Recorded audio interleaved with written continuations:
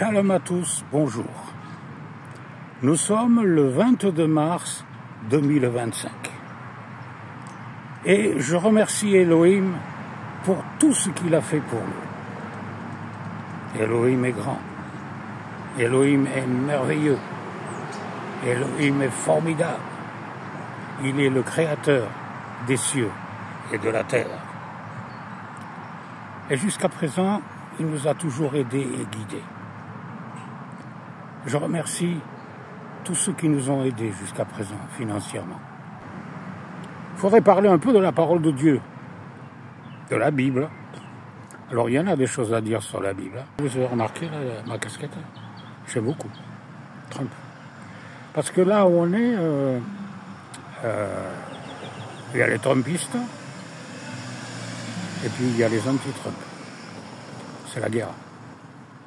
Alors Trump, c'est un homme gentil, très gentil. Alors je ne vais pas m'étaler sur le sujet, mais il est très gentil.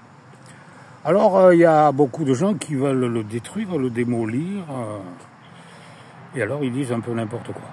Alors c'est vrai qu'il n'est pas parfait, parce qu'il a fait des choses dans le passé qu'il regrette maintenant.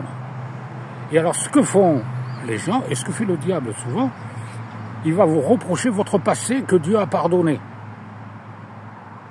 Parce que, franchement, je ne sais pas vous, moi je ne suis pas parfait. Je n'ai jamais été. Et quand j'étais jeune, il m'est arrivé de faire quelques bêtises. J'ai demandé pardon au Seigneur. Il m'a pardonné. Eh bien, Trump, c'est pareil, il a demandé pardon à Dieu pour plein de trucs, parce qu'il s'est tourné vers Jésus-Christ. Mais les journalistes, eux, ils n'en ont rien à faire de ça. Qu'est-ce qu'ils font? Ils vont fouiller dans son passé et vont mettre ça en avant. C'est ce que fait le diable. C'est ce que fait le diable. Le diable s'appelle dans la Bible l'accusateur de nos frères. Et si vous avez commis des péchés dans votre vie, dans votre jeunesse, dans le passé, ou récemment dans le passé, qu'est-ce que le diable va faire? Il va mettre ça en avant. Et les gens qui ne sont pas gentils et qui vous en veulent, ils vont vous reprocher ce que vous avez fait, que Dieu vous a pardonné. C'est comme ça que ça fonctionne dans le monde où on vit. Satan est l'accusateur de nos frères. Mais nous avons un avocat, dit la Bible. Jésus-Christ, le juste, qui a versé son sang pour nos péchés. Et la Bible dit que le sang de Jésus-Christ, Yeshua en hébreu, efface nos péchés. Je me rappelle quand j'étais avec mon pasteur à Toulouse, qu'on prêchait, et qu'on faisait des réunions d'évangélisation, il avait mis un bandeau, il disait « Jésus-Christ efface les péchés et donne une vie nouvelle ». Eh bien oui, c'est exactement ce que fait Jésus-Christ. Il efface nos péchés et il donne une vie nouvelle. Alors, qu'est-ce que c'est cette vie nouvelle? Il y a un verset qui dit dans la Bible, « Si quelqu'un est en Christ, il est une nouvelle création. Les choses anciennes sont passées, voici, toutes choses sont devenues nouvelles. »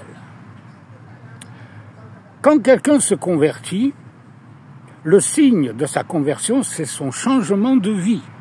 Parce que il y a des gens qui disent « Moi, j'ai accepté Jésus-Christ, mais là, si leur vie reste exactement comme avant, ça ne sert à rien. » Jésus-Christ a dit « Tous ceux qui me disent « Seigneur, Seigneur » n'entreront pas dans le royaume des cieux. Mais celui-là seul qui fait la volonté de mon Père qui est dans les cieux. » Si vous dites « J'ai accepté Jésus-Christ » et que vous continuiez à vivre comme par le passé, c'est-à-dire dans le péché, dans la débauche ou dans le monde, mais vous n'êtes pas sauvés. Tous ceux qui me disent Seigneur n'entreront pas dans le royaume des cieux. Mais celui-là seul qui fait la volonté de mon Père qui est dans les cieux. Vous savez que Jésus-Christ a raconté dans la Bible la parabole du blé et de l'ivraie. Vous avez beaucoup de gens qui se réclament de Jésus-Christ, mais qui ne le suivent pas. Le blé et l'ivraie. Quand vous voyez un champ d'ivraie, c'est bizarre, mais vu de loin, ça ressemble étrangement au blé. Et les disciples ont dit, Jésus a raconté une parabole, en parlant d'un champ de blé, et quelqu'un dit, mais Seigneur, Maître, d'où vient qu'il y a de l'ivraie? Et Jésus dit dans la parabole, il raconte que le Maître dit dans la parabole, c'est un ennemi qui a fait ça. Mais à la fin du monde, il y aura le tri. Et le Seigneur séparera le blé d'avec l'ivraie. Ce qui ressemble au vrai sera détecté par Dieu qui voit le cœur des gens. Et il séparera le faux du vrai. Parce que des faux chrétiens, il y en a beaucoup. Il y en a beaucoup. Il y en a peut-être dans les églises aussi. Ils vont à l'église, ils chantent des cantiques, ils font des prières. C'est pas forcément un signe de conversion.